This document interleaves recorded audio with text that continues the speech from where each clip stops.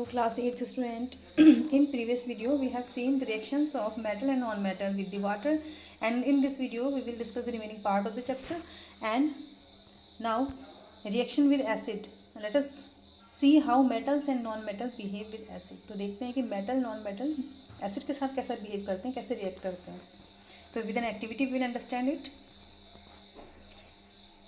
Take samples of metal and non-metal listed in table 4.5 in separate test tube and label them as A, B, C, D, E and F.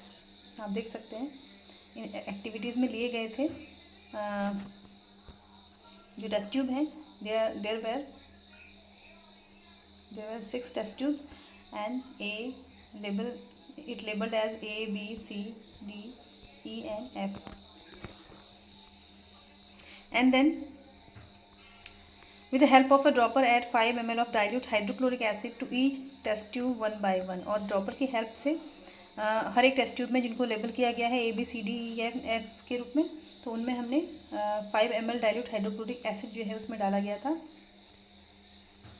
5 ml हर एक test tube में. Observe the reaction carefully. उसके बाद उसके observation जो हुए उनको carefully observe किया गया. If no reaction occur in cold solution warm the test tube gently. अगर कोल्ड सोल्यूशन के साथ कोई रिएक्शन नहीं हुई तो उस टेस्ट ट्यूब को वार्म किया गया. Bring a burning matchstick near the mouth of each test tube. उसके बाद जलती हुई मैचस्टिक को उन टेस्ट ट्यूब के माउथ के ऊपर ले जाया गया. Repeat the same activity using dilute sulphuric acid instead of dilute hydrochloric acid. इसी एक्टिविटीज़ को रिपीट किया गया डाइल्यूट सल्फ्यूरिक एसिड के साथ. डाइल्यूट हाइड्रोक्लोरिक के उसकी जगह पर हमने फिर डाइल्यूट सल्फ्यूरिक एसिड के साथ उसको रिएक्ट किया गया. तो record your observation in table 4.5. उसके बाद जो ऑब्जर्वेशंस थे उनको इसमें रिकॉर्ड कीजिए. There are the metals and non-metal in this table. These magnesium ribbon, that is metal, aluminum foil, that is metal, iron filings metal, copper peel flexible wire is metal, and charcoal powder, that is of carbon, we can say this carbon, and this is the non-metal, and sulfur powder, that is non-metal. And reaction with dilute hydrochloric acid. अब इन metal and non metal की dilute hydrochloric acid के साथ reaction कराई गई at room temperature, and उसको थोड़ी सी heat देके means उस टेस्ट ट्यूब को वार्म करके. तो magnesium ribbon when react with hydrochloric acid it magnesium is a metal, and when the metal react with acid it form metal salt plus hydrogen gas. Means magnesium ribbon को जब हमने dilute hydrochloric acid के साथ react कराया तो magnesium chloride बना, that is a salt, and hydrogen gas उसमें release हुई. तो it occur in room temperature is reaction, and also when we warm the test tube similar reaction take place but rapidly. Similarly with dilute sulfuric acid the reaction take place magnesium sulfate, that is a salt form, and also hydrogen gas, and if we warm the test tube तो similar reaction take place but rapidly. अगर हम उसे warm करेंगे तो reaction होगी, similar reaction होगी but थोड़ा तेज़ी से होगी warm करने के बाद. Similarly in case of aluminum foil, aluminum when react with the dilute hydrochloric acid it form the aluminum chloride and hydrogen gas, and when we warm the test tube the reaction take place rapidly. And similarly with sulfuric acid aluminum sulfate will form, and also when we warm the test tube the reaction take place rapidly. And similarly in case of iron, and in case of copper we will see this. In case of copper when we react the copper with dilute hydrochloric acid, तो dilute hydrochloric acid के साथ जब react करते हैं तो no reaction take place because we will see it. So copper की जब हमने रिएक्शन कराई you can see this is the reactivity series. Here is copper and copper is below the hydrogen. Copper hydrogen के इस activity series में copper जो है hydrogen से नीचे है. सो जो copper is not react with the hydrochloric acid, and this is the reactivity series. You can learn this reactivity series. There is a learning tip. You can see this is the learning tip. And most reactive, that is potassium, most reactive metal, and here is gold, that this reactive. So no reaction take place of copper with HCl, and with reaction with dilute sulfuric acid. So if the however if there is a heat and acid and the H2SO4 is concentrated. अगर H2SO4 concentrated होता है then the reaction proceeds, तब reaction होगी। अगर sulphuric acid हम concentrated लेते हैं तब जो रिएक्शन है वो होगी with the copper. And charcoal powder that is a form of carbon, and carbon is a non metal and sulphur is non metal, तो no reaction take place here, no reaction with warm if you warm test tube or in room temperature, no reaction take place with carbon and sulfur, these are the non metal। तो difference देखते हैं हम dilute acid and concentrated acid में difference क्या है। Dilute acid, what is dilute acid and what is concentrated acid. तो जो concentrated acid हैं उनको हम वाटर ऐड करके, उनमें वाटर ऐड करके उनको डाइल्यूट करा जाता है, मीन उनकी जो स्ट्रॉन्गनेस है वो कम करी जाती है, तो देन दे बिकम डाइल्यूट।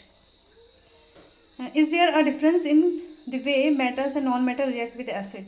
तो क्या मेटल एंड नॉन मेटल का जो रिएक्ट करने का वे है एसिड के साथ, वो क्या कोई डिफरेंस है, उसमें कुछ डिफरेंस है। What could the pop sound in some cases be due to when the burning matchstick is brought near the mouth of test tube.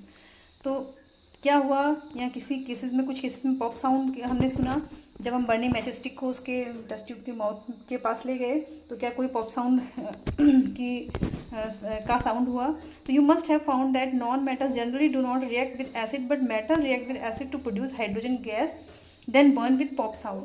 तो आपने ऑब्जर्व किया होगा कि non metal generally they do not react with acid. आपने देखा इसमें जो carbon है एंड जो सल्फर है उसकी रिएक्शन एसिड के साथ नहीं हुई, लेकिन जो मेटल्स हैं generally they react with acid and produce hydrogen gas, और वो एसिड के साथ रिएक्ट करते हैं और हाइड्रोजन गैस प्रोड्यूस होती है। तो हाइड्रोजन गैस जो प्रोड्यूस होती है उसको हम ऐसे समझ सकते हैं कि जब हम टेस्ट ट्यूब के ऊपर उसके माउथ में हम जब मैचस्टिक जलती मैचस्टिक ले जाएंगे तो जो हाइड्रोजन गैस है वो पॉप साउंड के साथ बर्न होती है, तो it means this gas is hydrogen. और जहाँ पे नॉन मेटल का केस है तो नॉन मेटल के साथ रिएक्शन नहीं हो रही है, तो मैचस्टिक अगर बर्निंग मैचस्टिक अगर हम उस टेस्ट ट्यूब के ऊपर ले जाएंगे जिसमें नॉन मेटल है और उसमें एसिड है, तो वहाँ पर पॉप साउंड हमको सुनाई नहीं देगा। दैट मीन्स कि हाइड्रोजन गैस का एवोल्यूशन नहीं हो रहा है। तो you must have notice that copper does not react with dilute hydrochloric acid even on heating but it react with sulphuric acid.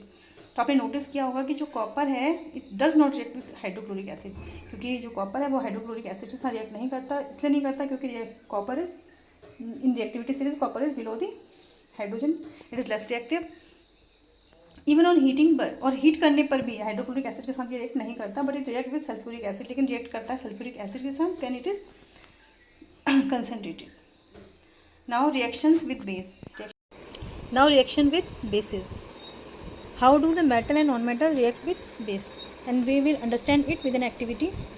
Prepare a fresh solution of sodium hydroxide, that is NaOH, in a test tube by dissolving 3 or 4 pellets of it in 5 ml of water. तो 5 ml हमने water लिया, उसमें 3 से 4 pallets जो है sodium hydroxide के NaOH के डाल देते हैं और उसका सोल्यूशन बनाने के लिए। Drop a piece of aluminium foil into it. अब इसमें एक एल्यूमिनियम फॉइल का पीस हम डाल देंगे। Bring a burning match stick near the mouth of test tube. अब उस टेस्ट ट्यूब के पास में उसके माउथ पे जलती हुई मैच स्टिक हम ले जाएंगे, तो उसके ऑब्जर्वेशन को हम देखेंगे। What does the pop sound indicate. तो जैसे ही हम मैच स्टिक उसके पास ले जाएंगे तो मैच स्टिक जो है पॉप साउंड के साथ बर्न होगी। As before the pop sound indicates the presence of hydrogen gas. और ऐसा ही हमने पहले भी किया था, जब हमने देखी थी पहले जो एक्टिविटी थी जिसमें हाइड्रोजन गैस रिलीज इवॉल्व हो रही थी और हाइड्रोजन गैस की जो प्रेजेंस थी उसका इंडिकेशन था कि पॉप साउंड के साथ मैचस्टिक बर्न हो रही थी। तो again this pop sound indicate the presence of hydrogen gas. इस मीन्स जो रिएक्शन हो रही है वहाँ पे भी हाइड्रोजन गैस का एवोल्यूशन हो रहा है, हाइड्रोजन गैस निकल रही है। तो metals react with sodium hydroxide to produce hydrogen gas. तो हमें मालूम ही, हमने पहले देखा कि जो मेटल की रिएक्शन है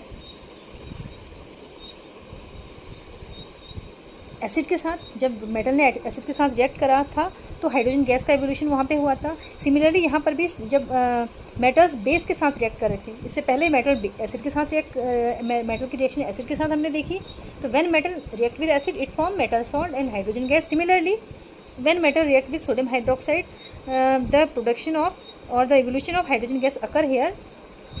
reaction of non metal with basis are complex. अब ये हमने मेटल की रिएक्शन देखी बेस के साथ, sodium hydroxide that is NaOH, this is a base, NaOH is a base and when metal react with sodium hydroxide it produces hydrogen gas and reaction of non metal with bases are complex. अब जो reaction है non metal की bases के साथ थोड़ा complex है and you will study that in higher classes. Now displacement reactions. Recall the activity of reaction between copper sulfate and iron that you performed in class 7. तो अपने class 7 में जो perform की थी एक्टिविटी, तो let us observe some more reaction of that kind. तो उस तरीके की कुछ और रिएक्शंस देखेंगे. कॉपर सल्फेट की आयरन के साथ आपने रिएक्शन देखी थी as you can see here. Then copper sulphate react with iron. तो व्हाट हैपेंड देन. अब आपको मालूम है रिएक्टिविटी सीरीज इससे पहले हमने डिस्कस करी थी. तो रिएक्टिविटी सीरीज में जो कॉपर है that is below the iron, means iron is more reactive, that Fe iron is more reactive than copper.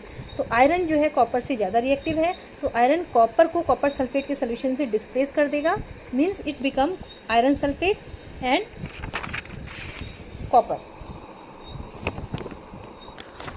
तो कॉपर सल्फेट के सोल्यूशन में अगर हम आयरन की नेल को डालते हैं, मीन्स हमने सोल्यूशन लिया कॉपर सल्फेट का और उसमें हमने आयरन की नेल पुट की, तो क्या होगा. Iron is more reactive than copper. तो आयरन जो है कॉपर से ज़्यादा रिएक्टिव है. जो आयरन की नेल, मान लीजिए हमने कॉपर सल्फेट के सोल्यूशन में एक आयरन की कील को डाला है, तो क्या होगा. आयरन कॉपर को उसके सोल्यूशन से डिस्प्लेस कर देगा, मीन्स जो रिएक्शन होगी वो बनेगा आपका iron sulphate means FeSO4 plus copper. तो रिएक्शन ये होगी आपकी FeSO4 प्लस कॉपर, मीन्स जो आयरन की जो नेल है उसके ऊपर डिपोजिशन हो जाएगा कॉपर का, मीन्स आयरन की नेल का जो कलर है वो थोड़ा सा आपको ब्राउन दिखाई देगा एज कॉपर. और जो कॉपर सल्फेट का और जो सोल्यूशन है उसमें आपका आयरन आ जाएगा, मीन्स सोल्यूशन बनेगा आपका आयरन सल्फेट का और कॉपर डिस्प्लेस हो जाएगा. Means iron displaces copper from its solution because iron is more reactive than copper, क्योंकि आयरन जो है कॉपर से ज़्यादा रिएक्टिव है. As you have seen the reactivity series, this is the reactivity series. This we can see copper, the copper is below than hydrogen. copper hydrogen से नीचे है and means copper जो है आपका आयरन से भी नीचे है. Iron is the symbol of iron is Fe and copper that is Ce. तो कॉपर रिएक्टिविटी सीरीज में आयरन से नीचे है, means iron is more reactive than copper.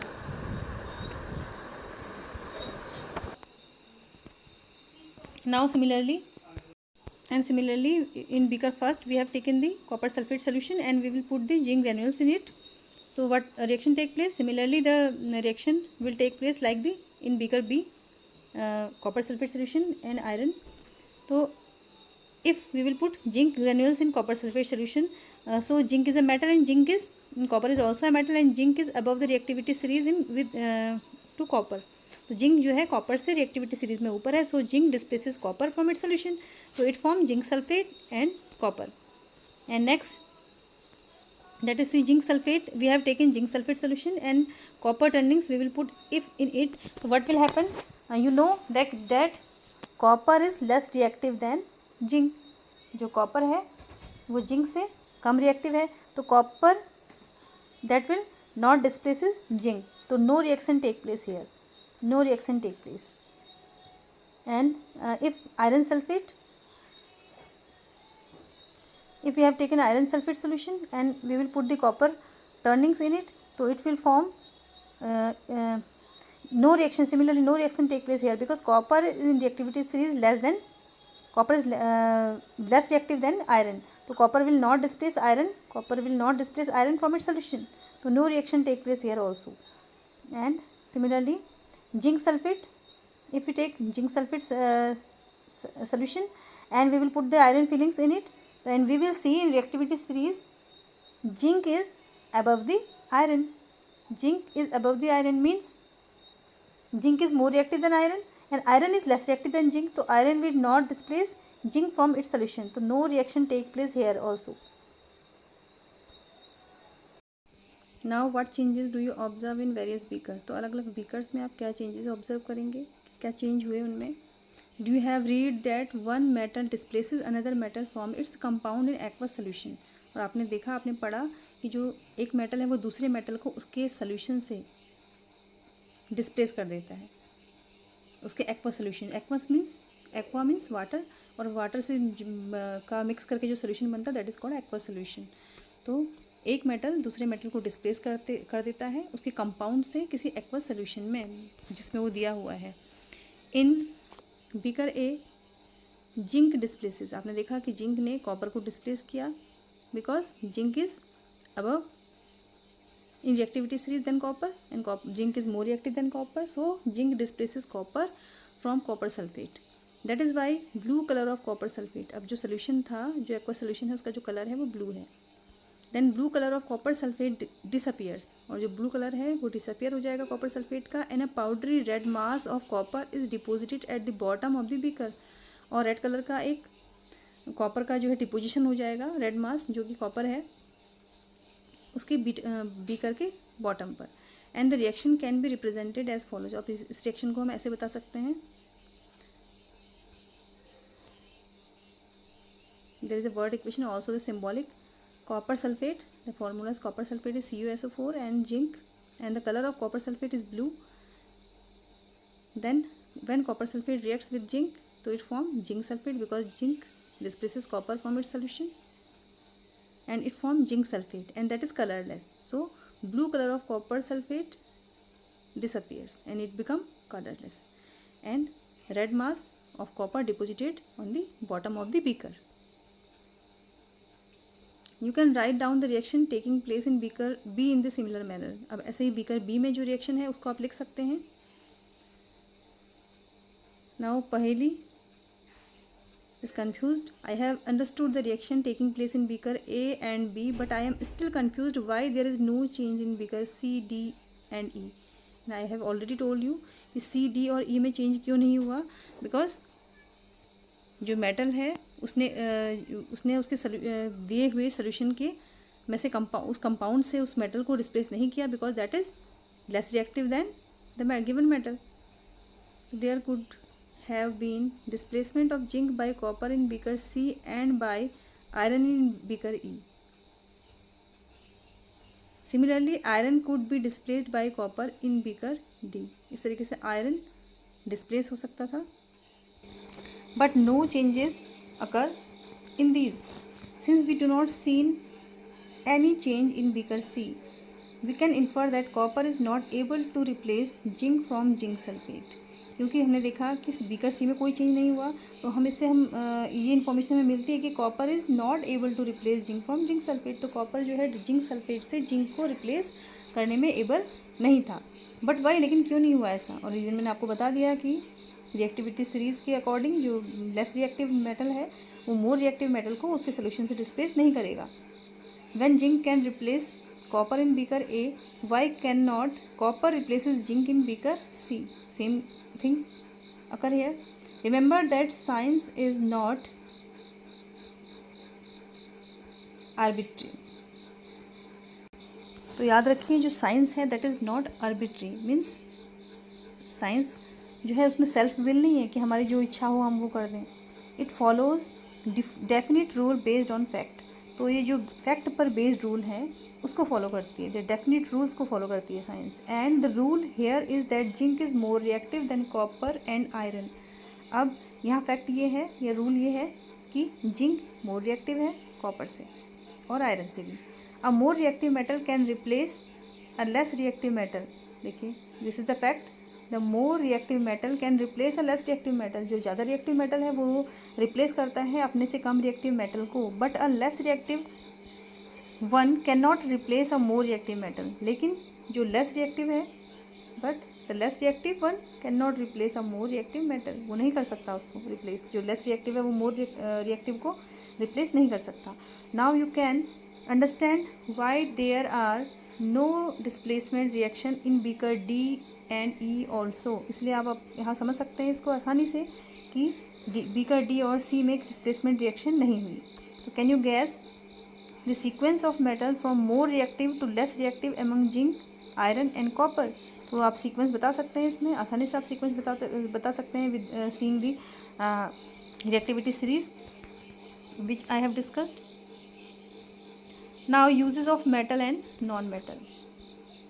अब जो हमने मेटल एंड नॉन मेटल पूरे चैप्टर में जो मेन था वो पढ़ा मेटल नॉन मेटल के बारे में। अब इसके यूजेस क्या हैं, why we use and what are the uses. You should be able to guess why metals are used in making machinery, automobiles, aeroplanes, trains, satellites, industrial gadgets, cooking utensils, water boilers etcetera. तो आपको आप ये जानने में able हो जाएंगे, उसको gas कर पाएंगे आप कि वाई मेटल्स आर यूज। अब मेटल का यूज़ क्यों किया जाता है मशीनरी में, ऑटोमोबाइल्स में, एरोप्लेन बनाने में, ट्रेन्स बनाने में, सैटेलाइट्स में, इंडस्ट्रियल गैजेट्स में, कुकिंग यूटेंसिल्स में, वाटर बॉयलर्स में क्यों बनाए जाते हैं ये। अब देखिए मशीनरी क्यों बनाई जाती है, मशीनरी जैसे आयरन का यूज़ किया जाता है क्योंकि आपको मालूम है कि आयरन कैसा है, आयरन इज़ ए मेटल, है ना। एंड इसकी प्रॉपर्टी जो है मेलेबल है, the iron is malleable, metals are malleable, ductile and they are sonorous. Automobiles में इसका यूज़ किया जाता है बिकॉज इसको हम मोल्ड कर सकते हैं आसानी से, because that is ductile, that is malleable. Aeroplane बनाने में, ट्रेन बनाने में, और वाटर बॉयलर्स बनाने में, कुकिंग यूटेंसिल बनाने में, because they are good conductor of heat also. तो you are also familiar with the usages of some non metals. अब आपको कुछ यूजेज जो है नॉन मेटल्स से भी आप फेमिलियर हैं। जैसे नॉन मेटल आपकी ऑक्सीजन है तो उसका यूज़, ऑक्सीजन आपकी गैस है, oxygen is necessary for survival of the organism. तो यूज़ क्या है नॉन मेटल की, these are very important. Here are some interesting ones, we are sure that you will guess them right। देखिए आप कुछ interesting facts हैं। Non metal is essential for our life which all living beings inhale during breathing. अब non metal जरूरी है हमारी life के लिए क्योंकि नॉन मेटल जैसे ऑक्सीजन है, ऑक्सीजन एक नॉन मेटल है और उसकी हमको बहुत ज़रूरत है क्योंकि हम ब्रीदिंग करते वक्त उसको इनहेल करते हैं, मीन्स उसको इनटेक करते हैं, अंदर लेते हैं with our nostrils. Non metal use in fertilizers to enhance the growth of plant. और नॉन मेटल का यूज़ फर्टिलाइजर्स में भी होता है, जैसे नाइट्रोजन आपने देखा कि जो फर्टिलाइज़र होते हैं दैट इज़ कॉल्ड यूरिया, उसमें आपके नाइट्रोजन का यूज़ होता है, तो जो कि प्लांट ग्रोथ के लिए बहुत इंपॉर्टेंट है।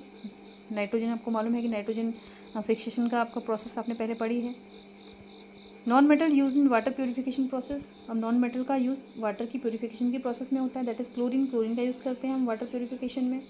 Non metal use in the purple coloured solution which is applied on wounds as an antiseptic. तो नॉन मेटल का यूज़, एक पर्पल कलर का जो सोल्यूशन है नॉन मेटल का, उसको अप्लाई किया जाता है घाव में, जो कि एंटीसेप्टिक का काम करता है।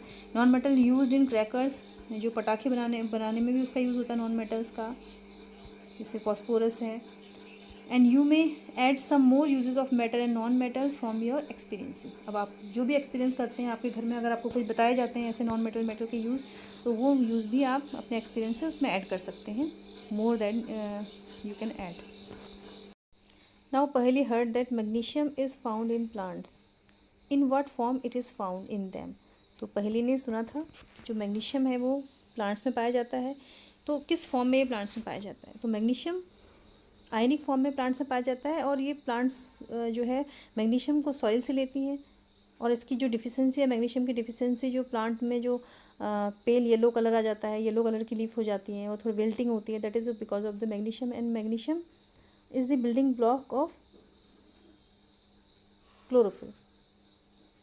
मीन्स जो ग्रीन कलर है कहीं ना कहीं लीव्स का, magnesium is the cause behind it. And the doctor reported iron deficiency in my body. Boojho has said that iron, doctor reported iron deficiency in my body, where is iron in my body. तो iron मेरी body में कहाँ पे है, आपको मालूम है कि iron is an element, that is a metal, and where is it in our body. तो मेटल हमारी बॉडी के अंदर कहाँ है। तो कभी कभी हमको इसको सरप्राइज होते हैं हम सोच के कि आयरन एक मेटल है और that is a malleable, that is ductile, that is hard metal, and how it can occur in our body. तो iron in our body, in the blood and in form of hemoglobin. In class 6 you have learned that in a chemical reaction new substances are formed। तो 7th class में आपने learn किया था कि chemical कोई reaction अगर होती है तो न्यू सब्सटेंसेस बनते हैं, and these substances are different from those which underwent the reaction. और ये सब्सटेंसेस उन सब्सटेंसेस से डिफरेंट होते हैं जिनसे वो रिएक्शन होके आए हुए होते हैं। One example of that is if magnesium reacted with oxygen, if we burn the magnesium ribbon in presence of oxygen, it form magnesium oxide, it form MgO. So magnesium is an element, oxygen is also an element, magnesium is metal and oxygen is non-metal. When they react, it form magnesium oxide. तो white precipitate बनता है magnesium oxide का. अब इस reaction में हम देख रहे हैं कि magnesium is differ from magnesium oxide. अब मैग्नीशियम बिल्कुल ही मैग्नीशियम ऑक्साइड से डिफर होगा, मीन्स मैग्नीशियम ऑक्साइड भी मैग्नीशियम से डिफर होगी, एंड मैग्नीशियम ऑक्साइड ऑक्सीजन से भी डिफर होगा. तो the substances are different from those which underwent the reaction. जो रिएक्शन हुई है, जो सब्सटेंसेज प्रोड्यूस हुए हैं, जो फॉर्म हुआ है, वो सब्सटेंस उन सब्सटेंस से जिसकी रिएक्शन हुई थी उनसे बिल्कुल अलग होगा. Now, if a substance cannot be broken down further by chemical reactions, by cooling, heating or by electrolysis, it is called element. अब देखिए, कोई सब्सटेंस अगर ब्रोक डाउन नहीं होता किसी केमिकल रिएक्शन को करने के बाद, चाहे उसे कूल किया जाए, चाहे हीट किया जाए, चाहे उसमें इलेक्ट्रोलाइसिस की प्रोसेस की जाए, तो वो एलिमेंट कहलाता है. इसका एग्जाम्पल है एक, so suppose we are taking an element, suppose we have taken the iron. मान लीजिए एक सब्सटेंस हमने लिया है, एक एलिमेंट हमने लिया है iron, that is a metal, and इसको हम कूल करते हैं और हीट करते हैं या कोई इलेक्ट्रोलाइसिस की प्रोसेस इसके साथ करते हैं. तो ये जो एलिमेंट है, it can not be broken down further by any reaction. चाहे हम उसे कूल करें, चाहे हीट करें, चाहे इलेक्ट्रोलाइसिस करें, तो ये ब्रोक डाउन नहीं होगा. अगर ब्रोक डाउन होगा भी तो आयरन ब्रोक डाउन होकर क्या होगा, एक आयरन के बड़े पीस को हम ब्रोक डाउन करते हैं तो उसका छोटा पीस भी आयरन होगा, उसकी आइडेंटिटी चेंज नहीं होगी, मीन्स वो होगा आयरन ही. मीन्स कहने का मतलब है कि कोई भी सब्सटेंस, अगर if a substance can not be broken down, अगर दोबारा वो फर्दर ब्रोकन डाउन नहीं होता किसी केमिकल रिएक्शन के द्वारा, इट इज़ कॉल्ड एलिमेंट. तो अगर आयरन ब्रोक डाउन नहीं हो रहा, इट मीन्स ये एलिमेंट है. Iron is an element. Sulphur is an element, sulphur भी एक एलिमेंट है. So iron, carbon 2 is an element, तो कार्बन भी एक एलिमेंट है. मीन्स अगर कार्बन को हम किसी भी प्रोसेस के द्वारा हीट करके, कूल करके अगर इसको तोड़ते हैं, इसको ब्रोक डाउन करते हैं, तो क्या होगा, कार्बन अगर ब्रोक डाउन होगा भी तो उसका एक छोटा सा पार्ट भी कार्बन ही होगा. मीन्स उसकी आइडेंटिटी चेंज नहीं होगी, and that is an element, और वो एक एलिमेंट होगा. The smallest unit of an element is atom. तो जो स्मॉलेस्ट यूनिट है किसी भी एलिमेंट की, मीन्स आयरन की या सल्फर की, किसी भी एलिमेंट की, नॉन मेटल या मेटल जो भी हैं, उनकी जो स्मॉलेस्ट यूनिट है that is atom. And a sample of an element contains only one kind of atoms. तो किसी भी एलिमेंट का अगर हम सैंपल लेते हैं तो it contain only one kind of atom, क्योंकि उसमें एक ही प्रकार के एटम्स होंगे, क्योंकि वो उसकी आइडेंटिटी चेंज नहीं है. मीन्स अगर हम आयरन लेते हैं तो आयरन के अंदर जो एलिमेंट है वो आयरन ही है, और उसका एक छोटा सा एटम भी आयरन का ही एटम होगा.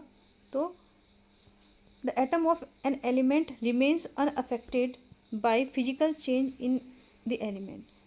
तो किसी भी एलिमेंट का जो एटम है उसमें कोई भी प्रभाव नहीं पड़ता किसी भी फिजिकल चेंजेस का. अगर कोई भी फिजिकल चेंज अगर उसमें करते हैं उस एलिमेंट में, मीन्स कहने का मतलब है हमारे पास आयरन का एक छोटा सा पीस है और उस पीस को हमने किसी आयरन स्मिथ के पास ले गए और उसने उस पीस का कोई मीन्स उसने उसका सिकल बना दिया, मीन्स कोई ऑब्जेक्ट बना दिया, तो वो ऑब्जेक्ट भी आयरन होगा. तो उसका जो एटम है वो चेंज नहीं होगा, वो एलिमेंट का एटम आयरन ही रहेगा. मीन्स आयरन का एलिमेंट जो एटम है वो एटम unaffected रहेगा. For example an atom of liquid sulphur would be exactly the same as the atom of solid और वेपर सल्फर. तो इसका एक एग्जाम्पल है, सिंपली अगर एक एटम लिक्विड सल्फर का एक एटम लेते हैं तो it would be exactly the same as the atom of solid और वेपर सल्फर. तो अगर हम लिक्विड सल्फर लेते हैं उसका एक एटम लेते हैं, चाहे हम लिक्विड फॉर्म में अगर हम सल्फर को लेते हैं तो उसका एक एटम लेते हैं, या वेपर फॉर्म में अगर सल्फर लेते हैं उसका एक एटम लेते हैं, तो दीज आर सेम. तो इसमें कोई इफेक्ट नहीं पड़ेगा. It is unaffected by any physical change, क्योंकि फिजिकल अपीयरेंस चेंज हुई है बट एटम का जो एक्सिस्टेंस है, एटम जो है वो सेम ही होगा. Although we have an infinite variety of substances in the universe. हमारे पास यद्यपि हमारे पास बहुत सारे इन्फिनिट वैरायटी है सब्सटेंस के यूनिवर्स में, the number of element forming these substances is limited. लेकिन जो नंबर ऑफ एलिमेंट्स हैं इन सब्सटेंसेज को फॉर्म करते हैं वो लिमिटेड है. मीन्स जो नंबर ऑफ सब्सटेंसेज जो यूनिवर्स में इन्फिनिट हैं, तो लेकिन ये जिससे बने होते हैं, जिस एलिमेंट से बने होते हैं, जो एलिमेंट इन्हें फॉर्म करता है वो लिमिटेड है। There are no more than 94 naturally occurring elements. तो जो प्रकृति में पाए जाते हैं वो element, they are not more than 94, means there are 94 naturally occurring elements. An important classification of element is in terms of metal and non metal. और इन एलिमेंट्स को क्लासीफाई किया गया है as metal and non metal. Means 94 जो elements हमारे पास हैं उनको हम क्लासीफाई करते हैं मेटल एंड नॉन मेटल में। Most of element are metals, और ज़्यादातर एलिमेंट क्या है, मेटल हैं। एलिमेंट मेटल ज़्यादा है। The remaining are either non metal और मेटेलॉइड, और कुछ जो बचे हुए हैं वो क्या है, नॉन मेटल है या मेटेलॉइड्स हैं। अब नॉन मेटल और मेटल आपने पहले पढ़ लिया था। तो मेटेलॉइड्स क्या है, तो metalloids possesses the character of both metals and non metal. तो मेटेलॉइड वो हैं जिनके अंदर मेटल एंड नॉन मेटल दोनों के कैरेक्टर्स पाए जाते हैं। These are the metalloid and you will study these in higher classes.